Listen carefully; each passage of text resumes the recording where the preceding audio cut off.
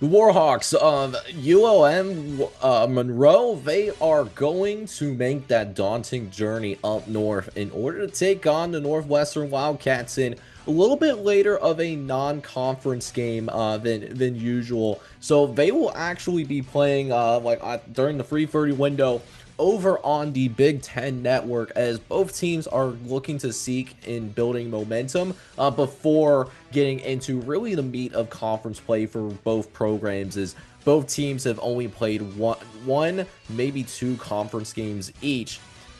On the visiting side, gotta talk about Brian Vincent. And listen, Brian Vincent absolutely has to get his flowers. We did see some rumors over the course of the offseason about ULM possibly wanting to drop down to the FCS level. And I think there's no secret that this Warhawks place in general, it is one of the most difficult places to win in all college football, in spite of the fact that Louisiana Monroe is located in such a talent-rich area. Having the Bayou right in your backyard, as well as having like the state of Texas not too far from you. The state of Florida isn't too far from you. But in spite of that, because of those lack of financial resources, this it's very clear that Brian Vincent is maximizing the talent and the resources that he does have at his disposal. That was evident last season with ULM being able to go forth and nearly make it to a bowl game. They finished 5-7 last year, and even this year they're off to a pretty good start. Take away the Alabama game for a split second. The Alabama game was an absolute splattering, but beyond that, winning against St. Francis in Pennsylvania, beating those guys pretty convincingly, and then also beating UTEP as well as beating Arkansas State, beating both of those teams, both teams which have more invested in their football programs than what the Warhawks have.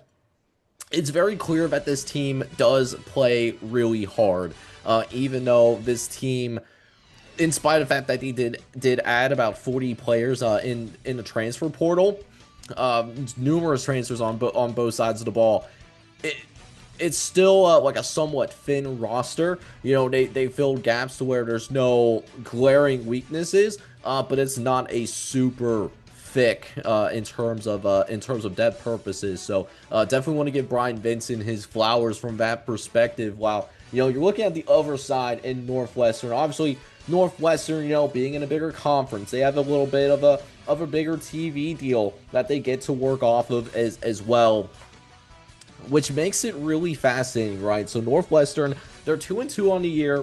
They essentially, what's happened for Northwestern this year is that Northwestern, whenever they played against anybody that has had a pulse this year, Northwestern not only losing to those particular teams, but they also went ahead and got ransacked by both of those teams. That includes Tulane back in week 1. They lost by 3 touchdowns to the Green Wave. They also played Oregon at home, and Oregon handled their business pretty convincingly. Obviously, Oregon is an elite program, a top 5 team in its own right.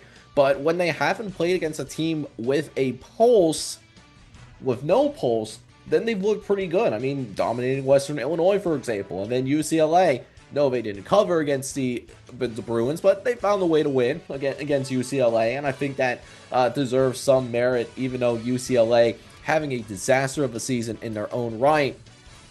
So, but it's very clear that at least like the strengths of his team, the offense is starting to get better in terms of its ability to maintain drives. The offensive line, it's a solid offensive line. And defensively, Northwestern, they do play hard. And the fact of the matter is they are at least playing at home as well. So let's go ahead and check what the model is feeling. So Northwestern definitely is a pretty comfortable favorite as of right now. Northwestern, based upon our model, 12.5-point favorite right now on FanDuel. As I'm recording this, I'm covering this on a Sunday afternoon, shortly after just getting like those first initial reactions from FanDuel. Model was higher on Northwestern. It is a 17.5-point favorite. Now, I think that's because of really the talent discrepancy in terms of what Northwestern brings to the table versus what ULM Monroe brings to the table right now, which again, I mean, is not really Brian Vincent's fault. I think this is going to be one of those games where Northwestern, they're going to impose their size. They do have a size advantage. I think Preston Stone is certainly getting better in terms of taking care of the ball and just generally forcing ULM into third and long passing down conversions. If the Warhawks want to be competitive and if they don't want to be eliminated on Saturday, you're looking at a path in terms of where the Warhawks, they're going to have to obviously play well defensively, play with tempo, keep Northwestern off balance, while simultaneously winning that time of possession battle. But if, and of course, like, if you do give up scores, ironically, you would be better off in terms of not, I guess, giving up those scores quickly, like on short, explosive play type drives versus those long, methodical drives that allow your defense to be worn down, just given the kind of, I guess, like, the amount of, I guess, questions I have about the Warhawks' depth, right? So, again, I really love the competitive nature of the Warhawks, man. You know, one of the great memes in college football, like the ULM mention memes, those are phenomenal. I love Brian Vincent as a head coach. I think he's a wonderful head coach. I think he's even an underrated head coach, just given where he's at, and him being 5-7 and maybe not being in a position to where ULM is expected to do too much. Although they look pretty solid outside the Alabama game. But with that being said, I just don't think they have enough to beat a power conference team, even though Northwestern, definitely on the lower end of that P4 spectrum. I think the Warhawks are a year away. So I'm going with Northwestern winning. And frankly, I am also going with Northwestern covering.